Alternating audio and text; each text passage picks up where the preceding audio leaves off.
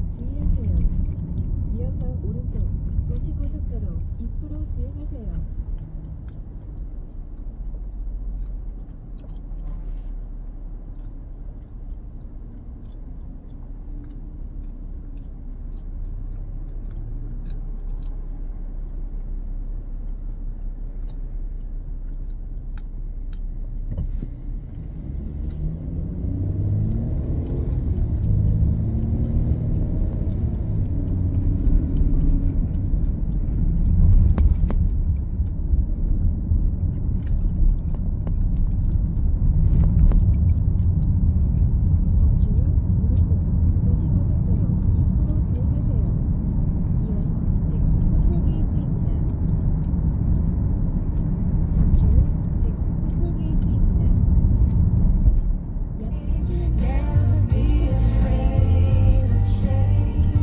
미나리 삼겹살 먹었어요. 그리고 어제는 예식장 잔금 처리하고 뷔페 식사권 받아가지고 또 와이프랑 식사도 했습니다. 이제 다음 주면 결혼식인데 벌써 두근거립니다. 이야, 그러시겠다. 당연히 두근거리죠. 야, 좋은데요, 좋은데요. 네, 맛있는 뷔페 식사권으로 식사도 하셨고 또 미나리 삼겹살도 드셨고, 오늘 여기도 보니까 0900님도 미나리 삼겹살 장모님 모시고 가서 드셨다고 또 주셨거든요. 역시 그래도 우리 생생님들은 다 제철에 딱 먹어야 될 거 탁탁 드시고 멋져요, 멋져. 네. 출석합니다. 7445님 주말에 남편이랑 영동 여행. 삼성전자가 좀 주춤하면 뭐 현대차라든가 SK하이닉스 어쨌든 뭐 순환매 구조가 좀 나타나야 되는데, 코인은 급등락장에서도 오직 코인 천하다, 비트코인 천하다라는 겁니다. 이 트레이딩 뷰 데이터의 데이터를 보니까 이달 들어서 비트코인의 이 전체 코인 시장에서의 저비율이 62%까지 치솟은 거예요. 2021년 2월 이후 4년 만에 이제 최고치를 기록하고 있는데, 지난해 12월만 하더라도 한 54% 비중이었는데 석 달 새 8%포인트 정도 비중이 더 높아진 겁니다. 이 반면에 알트코인의 경우에는 이제 유동성이 워낙 부족도 하기도 하고 시장 변동성으로 인해서 하락세가 더 크다 보니까 입지가 점점 좋아지고 있는데, 비트코인 특히나 이제 최근에 이제 트럼프의 이 관세 정책, 거기다 이제 지정학적 위기, 그리고 이제 트럼프가 이제 이 비트코인 합산 이제 자산만 이제 보유하고 나머지 신규 사들이지 않겠다라고 발표하니까 크게 하락했는데요. 그래도 이제 비트코인의 하락률을 따져보면 7%가 되지 않습니다. 근데 같은 기간 뭐 이더리움이랄까 솔라나 같은 주요 알트코인의 경우에는 두 자릿수 내외로 좀 떨어지고 있는 거 봐서 유동성이 적은 이제 알트코인이 이제 폭락장에서 더 큰 폭으로 떨어지면서 오히려 비트코인의 시장 점유율은 점점 높아지고 있는 추세입니다. 변동성도 다른 코인들이 훨씬 더 클 수밖에 없고. 자, 어이해진 소장에게 갑니다. 그 홈플러스 사태로 지금 MBK에 대한 좀 비난의 화살이 많이 쏟아지고 있잖아요. 네. 김병주 MBK 파트너스 회장이 사제를 출연하겠다는 의사를 밝혔어요. 네, 주말 사이에 나온 소식인데, 김병주 회장이 사제 출연을 통해서 소상공인이 받아야 하는 결제 대금에 한해서 정산을 하겠다, 이렇게 밝혔습니다. 뭐 그런 대금의 경우에는 뭐 납품이나 입점 업체에 지불해야 하는 지금 홈플러스 미정산금이 매달 한 3,500억 원 정도가 나오고 있거든요. 네, 일단 앞서서 법원이 홈플러스의 기업 회생 절차 개시 결정을 내린 후에 MBK가 홈플러스 경영진과 그 회생 계획안을 준비하면서 주요 채권자들과 채권단 협의회를 발족을 했습니다. 오는 6월 3일까지 법원에 회생 계획안을 제출하고 이 계획안 실행에 나서야 하는데요. 양측 사이에 지금 불신과 냉기류만 흐르고 있어서 아직 정식 회의 일정조차 잡지 못하고 있는 그런 상황입니다. MBK가 자구책 노력 없이 매장 매각 등을 비롯한 기존 자산 쪼개기, 채무 탕감에만 열중해서 경영 정상화에 대한 진전성이 부족하다, 이런 불만이 나오고 있기 때문이죠. 그런데 이번에 김 회장이 사제 출연 계획으로 문제 해결 의지를 이제 확인을 한 만큼 채권단과의 협상에 조금 물꼬를 트는 그런 계기가 될 수 있을 것으로 보입니다. 물론 지금까지는 이제 사제 출연 계획일 뿐이고 구체적인 지원 규모는 아직 정해진 게 아니라서, 만약에 추후에 그 규모가 어떤지 공개됨에 따라서 실망감과 또 반발이 다시 격해질 수는 있습니다. 이런 가운데 홈플러스는 소상공인과 영세업자의 범위를 좀 정하고 채권 성격을 파악하는 작업에 들어갔습니다. 한편 김병주 회장의 이 전례 없는 사제 출연을 두고 최근에 이제 또 고려아연부터 홈플러스까지 MBK에 대한 시장의 평판이 굉장히 좀 위기인데, 이런 부분들을 좀 수습하기 위한 앞으로 계속 한국에서 장사를 해야 되는데 그런 부분에 대한 승부수가 아니냐, 이런 평가도 있습니다.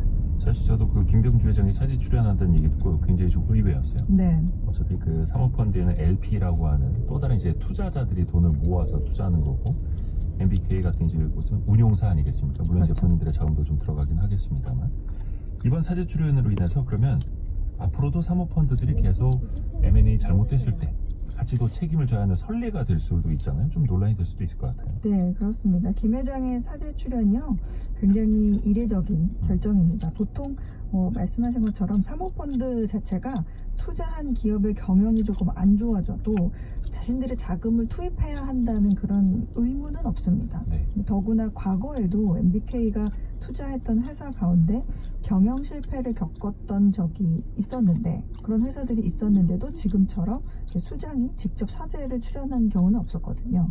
그러니까 지금 같은 경우에는 최대 주주가 사제를 내놓는 그런 셈이 됩니다. 일각에서는 이번에 사모펀드 수장인 김병주 회장이 사제를 내는 것이 이제 향후에 다른 사모펀드들이 이제 경영할 때 이런 문제가 생겼을 때 이 사모펀드는 왜 사제 출연을 안 하냐, 지난번에 MBK 못 봤냐, 그렇게 하는 게 경영 실패에 대한 책임이 아니냐, 이런 말이 나올 수 있다는 거죠. 그래서 사모펀드의 책임 범위가 어디까지인가, 이런 거에 대한 논란을 만들 수 있다는 우려도 있습니다. 불확실성이 존재하는 자본시장에서는 이제 아무래도 제한적인 책임이란 또 원칙이 있고, 네. 그리고 지금과 같은 회생 절차에서도 사실은 가장 우선적으로 보호되는 대상의 순서가 있거든요. 그러니까 주주는 아닙니다. 가장 우선적으로 보호돼야 되는 대상이 채권자죠. 네. 그렇기 때문에 이런 부분에 있어서는 이후에 혼란을 좀 키울 수 있다, 이런 말들이 나옵니다. 사실은 네. 이게 여론이 너무 안 좋아져서 등 떠밀려서 돈 내놓겠다는 거잖아요. 그런 것도 좀 있죠. 회생 예. 직전까지도 개인 투자자를 대상으로 해서 CP 남발하고 그러다 보니까 금융사, 그걸 판 금융사는 부산 판매 논란이 있죠. 또 도덕적 해이 있죠. 그런데도 한국에서 계속 사업을 해야 되는데 조단위 M&A 건수가 너무 많아요. 지금 추진하고 있는 것들. 네. 고려아연도 아까 얘기했던 고려아연도 그렇고 CJ제일제당의 그 바이오 부분 인수도 지금 하고 있는 상황이기 때문에 이렇게 여론 자체가 굉장히 부정적이면 MBK가 국내에서 발 디딜 틈이 없어요. 그러니까 이제 아마 이제 사제 출연도 뿐만 아니라 우리가 이제 TMF 사태에서 봤잖아요. 최종 결정권자는 맨 마지막 나옵니다. 국회 불출석하겠다고 하니까 여론이 더 악화됐었거든요. 그렇죠. 국회에서도 이제 청문회 증인으로 채택을 했는데 김병주 회장은 이제 출석 안 하겠다라고 통보를 했고, 여러 차례 그동안 이제 국정감사 대상으로도 많이 불렸었는데 한 번도 국회에 출석한 적은 없는 김병주 회장. 말씀하신 것처럼 뭐 고려아연, CJ제일제당의 바이오 부문, 또 딜라이브 매각건도 그렇고 또 여론의 눈치를 안 볼 수가 없는 그런 위치이기도 하죠. 자, 이인철 소장이 준비한 소식 들어볼게요. 대체 거래소가 이제 우리나라에서도 가동이 되기 시작을 했는데 이제 2단계로 거래 가능한 종목이 훨씬 더 늘어나죠? 그렇습니다. 지금 대체거래소, 한국거래소의 대항마죠. 이제 이 넥스트레이드가 지난 4일에는 10개 종목으로 이제 거래를 시작을 했는데 오늘부터 100개 종목이 추가로 이제 상장이 돼서 총 거래 종목이 110개입니다.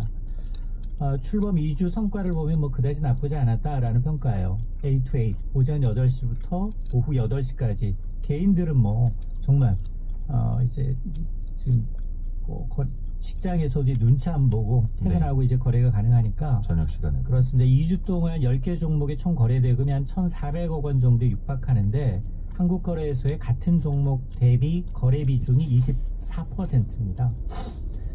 그래서 이제 오늘 추가되는 이 100개 종목은 코스피 상장사 50개, 코스닥 상장사 50개인데요. 오늘 24일부터는 이제 대중주라고 할 수 있는 삼성전자, SK하이닉스 등 350개 종목이 더 늘어나고요. 또 공매도가 전면 재개되는 31일에는 800개 종목까지 늘어납니다. 그리고 우리가 이제 가장 많이 투자하는 간접 상품 가운데 하나인 이 상장지수 펀드라는 이 상장지수 증권과 같은 ETF, ETN과 같은 파생결합 증권 거래도 아마 6월 이후 거래가 가능할 것으로 보여서 점진적으로 좀 시장이 좀 커지지 않겠느냐라고 보고 있습니다. 네, 아까 말씀하신 것처럼 대부분 개인 투자자 위주이고 기관이나 외국인들은 아직까지는 관심을 안 두고 있더라고요. 이 대체 거래소에 대해서. 맞습니다. 이게 당연한 결과예요. 거래가 한 종목이 2주 동안 10개였거든요. 그러다 보니까 이제 뭐 수수료가 아무리 뭐 30%가량 저렴하다 하더라도 큰 손들이 좀 참여하기에는 아직은 좀 미적지근하다라는 얘기인데요. 그나마 이제 거래가 이제 개인 투자자들 위주로 되어 있고, 그러면 이제 외국인들, 기관 투자자들, 이렇게 유도하는 게 좀 과제로 남아 있는데, 근데 가뜩이나 유가증권 시장에서도 외국인은 빠지고 있습니다. 8개월 연속 빠지고 있어서 시장 환경이 녹록치 않고, 또 하나는 뭐냐, 외국인과 기관들이 하는 건 물론 뭐 시장 장중에도 참여를 하지만 장마감이 블록딜이라고 해서 대량 매매를 주로 하게 되는데, 네. 이런 블록딜이나 이제 대량 매매를 위한 이제 매매 시스템이 조금 불안해요. 자, 이런 것들이 좀 갖춰줘야지만이 좀 외국인과 이제 시장 참여자들 어떤 시스템상 안정이 좀 되찾아야지만 이제 참여가 가능할 것으로 보입니다. 그리고 어예진 소장 얘기 갑니다. 그 SNS 뒷광고 논란 좀 있었잖아요. 요즘은 네. 좀 잠잠하지 않나 싶었는데 최근에 다시 또 기승을 부리는 게 있어요. 네, 이 공정거래위원회가 지난해 한국인터넷광고재단을 위탁을 해가지고 인스타그램, 뭐 네이버 블로그, 카페, 포스트, 그다음에 유튜브, 틱톡 이런 주요 SNS 게시물을 점검을 쭉 해봤는데 총 22,000여 건의 뒷광고 의심 게시물을 발견했다 이렇게 밝혔습니다. 네. 매체별로는 인스타그램이 10,000건을 넘어서 가장 많았고요. 네이버 블로그가 9,000여 건, 유튜브가 1,000여 건으로 뒤를 이었습니다.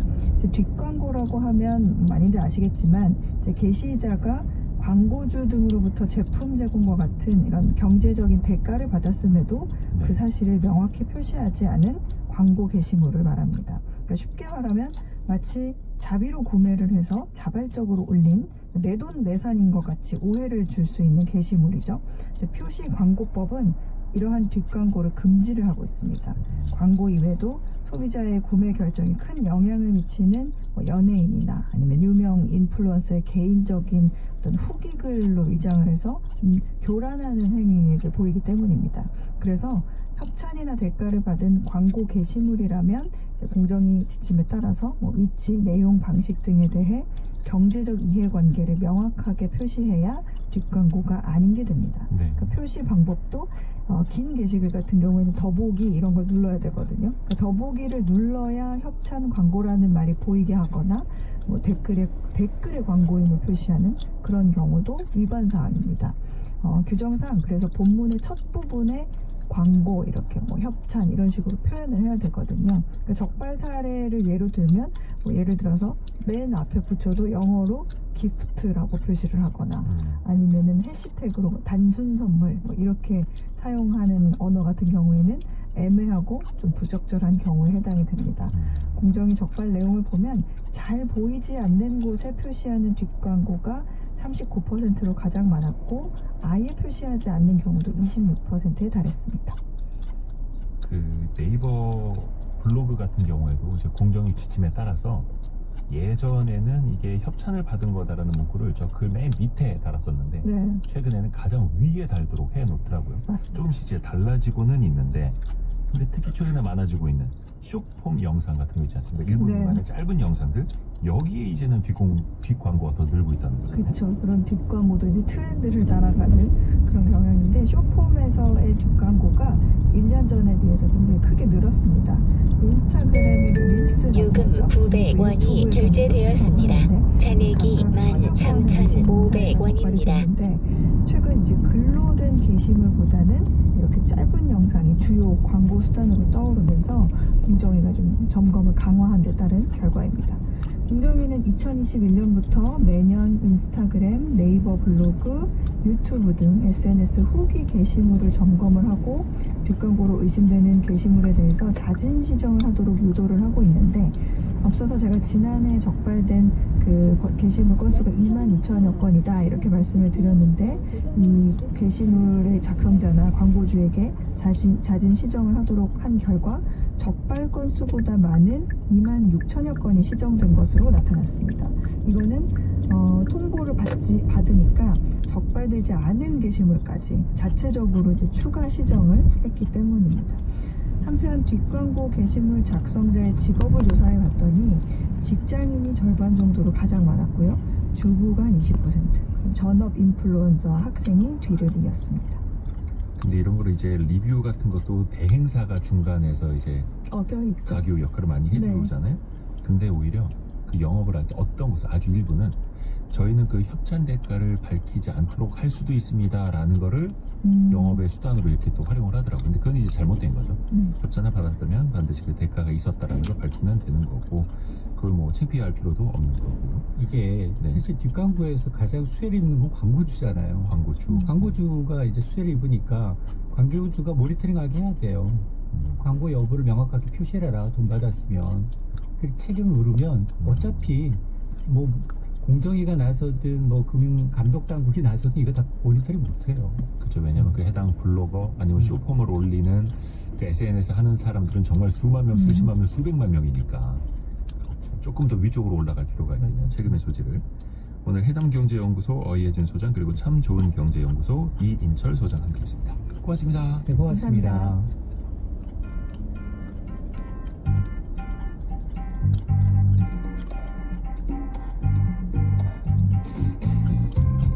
지금 여러분께서는 KBS 1라디오 성공예감 이대호입니다를 듣고 계십니다. 프로그램에 참여하신 청취자 여러분께는 추첨을 통해 Y스트릿에서 밝은 눈과 두뇌 건강, 활력까지 한 번에 와이즈 부스터를, 아름다운 식탁 창조 주비푸드에서 뿌리 담은 리얼 생 와사비를, 쉽고 빠른 판촉물 제작 시너지 기프트에서 무드 등 미니 가습기를, 그리고 성공예감에서 준비한 커피 쿠폰을 보내드립니다. 당첨자는 성공예감 이대호입니다 홈페이지에서 확인하세요.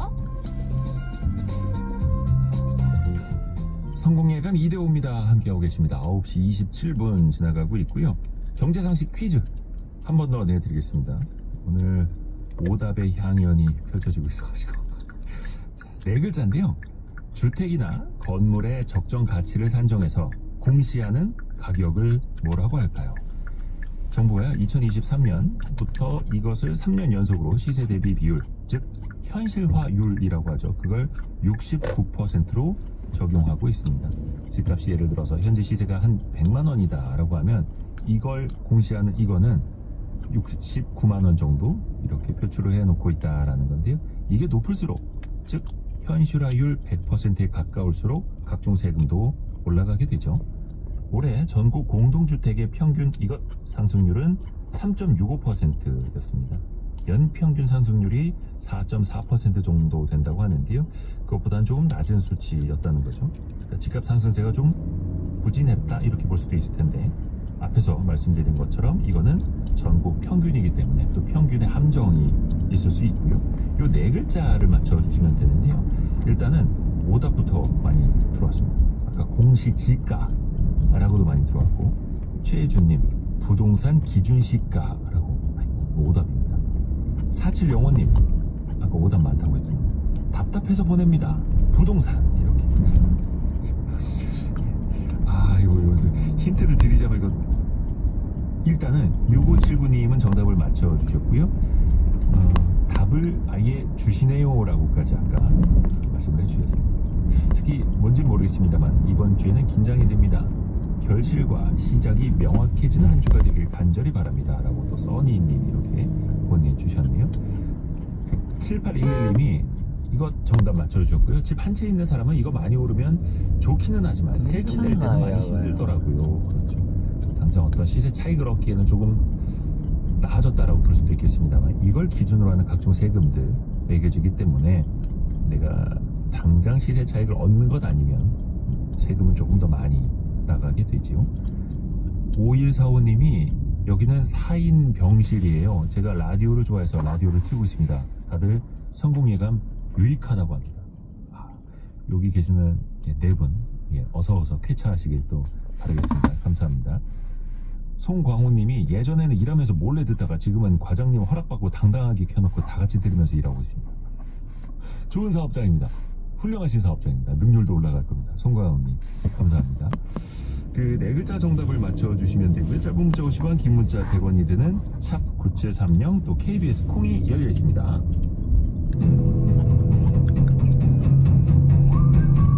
오늘의 움직임에 주목하고 세상의 흐름을 놓치지 않습니다. 여러분의 내일을 응원하며 성공의 열쇠를 함께 찾아갑니다. 성공예감 이대호입니다. 정유수님이 궁금해서 저희 집 공시 이거를 찾아봤네요 라고 말씀해 주셨는데, 요거는 참고로 시군구청 민원실에서도 확인하실 수가 있고요. 아니면 부동산 이것 알림이 홈페이지에서도 찾아보실 수 있습니다. 이거 알려드려야 되는데 중간이 네 글자가 정답이어가지고 그거는 2부 때 더 자세히 알려드릴게요. 정답 공개와 함께. 저희가 지난주 그 원탁의 기자들 시간에 상속세 관련 토론을 하지 않았습니까? 그때 청취자 3759번 쓰시는 분께서 상속세를 적게 내려고 대형 베이커리 카페가 많이 생긴다고 합니다. 이런 문자 메시지 올려주셨거든요.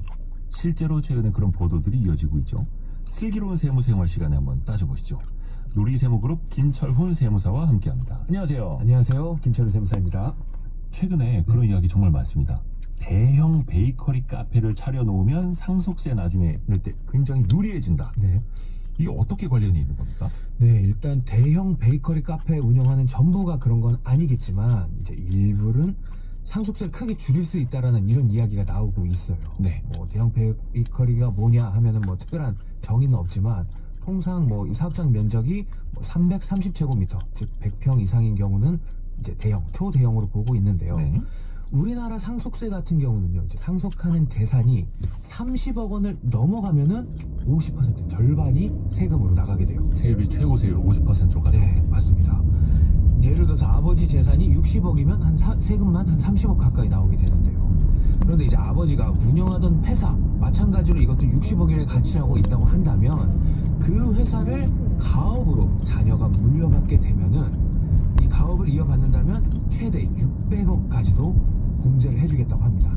이게 이제 가업 상속 공제 제도의 취지인데, 만약에 이 부분을 악용을 하게 되면은 예를 들어서 아버지가 100억의 재산이 있는데 가만히 있다가 자식에게 물려주게 되면 절반인 50억을 상속세로 떼게 되었어요.